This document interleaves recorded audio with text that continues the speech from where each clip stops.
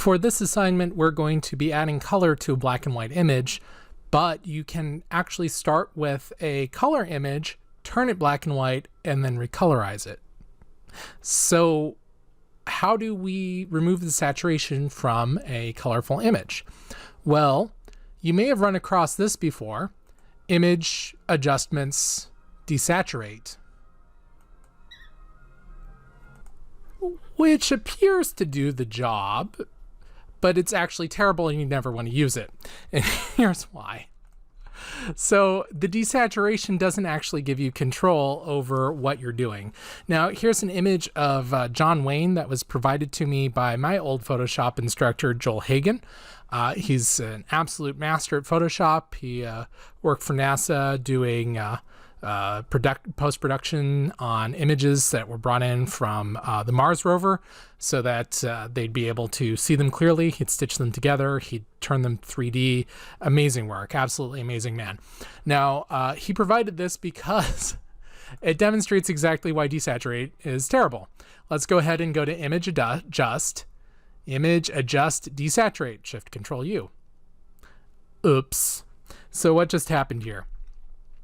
If we click on these, everything seems okay, but in truth, they're balanced out so that they have the same level of saturation. It just doesn't look that because it has to do with how the hue and the saturation are affecting everything. And so as a result, when you desaturate it, boom, it's ruined. Now, this is the case in every photo. We just don't notice it because it's usually hidden.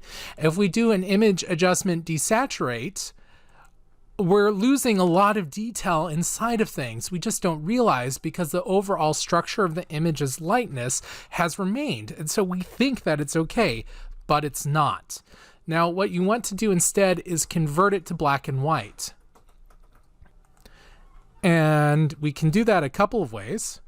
One is to go to your adjustment layer and choose black and white. Now, at first glance, this appears to just be a standard desaturate, but let me demonstrate how it is different. I'm going to duplicate the image and I'm going to desaturate one of them. All right. And now I'm going to apply the black and white adjustment to this one. Black and white adjustment. Where are you hiding? There you are. All right, so we have them.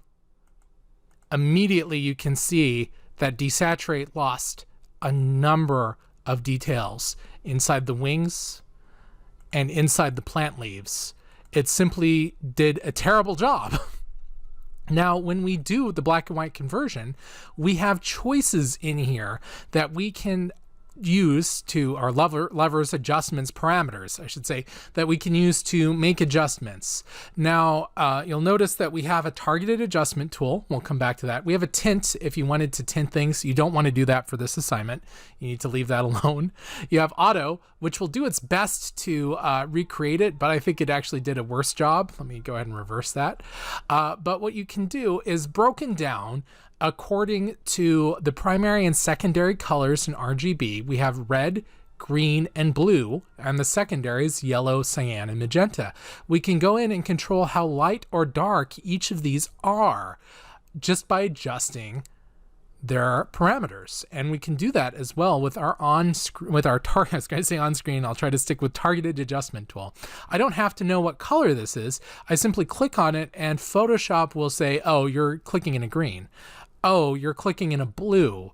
Oh, you're clicking in another green. How do you want to handle these? So you can increase it and decrease it and essentially treat it like your Lightroom if you were developing a photo.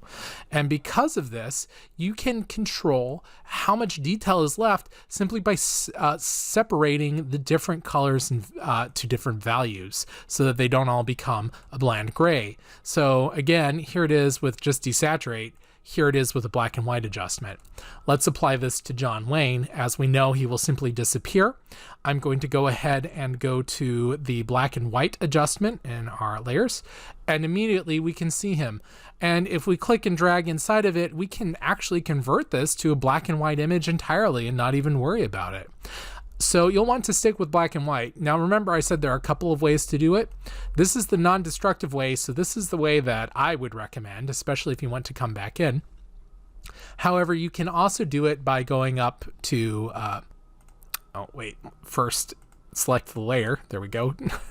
Not deactivate layer. Going up to Image, Adjustments, Black and White. And this is a destructive edit. It will only do it once and you've lost the data. So I would recommend not doing that because you can control it instead through an adjustment layer. You'll notice that the tint has some nice controls right here, which is fine. We have the auto and the preview. We have all of our defaults, which is great. It will try to do things according to what the Adobe engineers thought might be most useful. You can also save and load presets. So if you have a series of photographs, you can do the adjustments that one time and then save it and then do it every single time throughout. Now, if you're preparing an image, you may want to do some more to it than just the black and white. You may first want to do curves adjustments, or I don't think we need to do this in this case, but you can add a dummy layer like brightness and contrast like I normally do. You could do things like darken it with multiply. Actually, that's kind of nice. Increase the contrast with overlay. Don't think we need to do that. Lightness with screen. Multiply might be nice. Let's kick down the fill opacity. Maybe just a touch darker. You may want to do some of those adjustments first. You may want to do a curves adjustment to it. You guys all remember curves, right? Ladies and gentlemen, behold the curves adjustment. And if you hold down the Alt key and not the Windows flag key, if you hold down the Alt key, you can see, of course, what you're clipping into. As I move the black and the white points, I don't want to lose very much data in the wings, so I'll leave that alone. I'm just going to apply a slight S-curve. Crispy. All right, I might have gone a little overboard. Maybe not. Let's see how this all looks. And then once all is said and done, we can apply a black and white adjustment. And then you can come in and fiddle around with everything until you're happy with it. And if you're not sure where you really want to go with what, we could do weird negatives, for example. You can always use the targeted adjustment tool.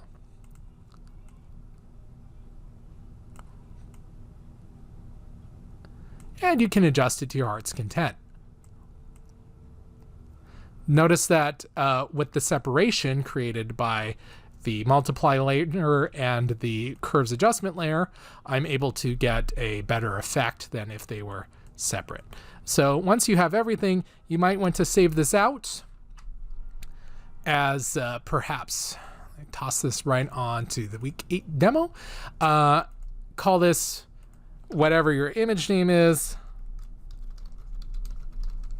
black and white. And then before you get going, you can create a new copy, a flat copy of that with Control-Alt-Shift-E, and boom, you have one that you can copy over and start your production on. Now, why do you want to do all that? Well, that has to do with the assignment, which we'll be getting into shortly.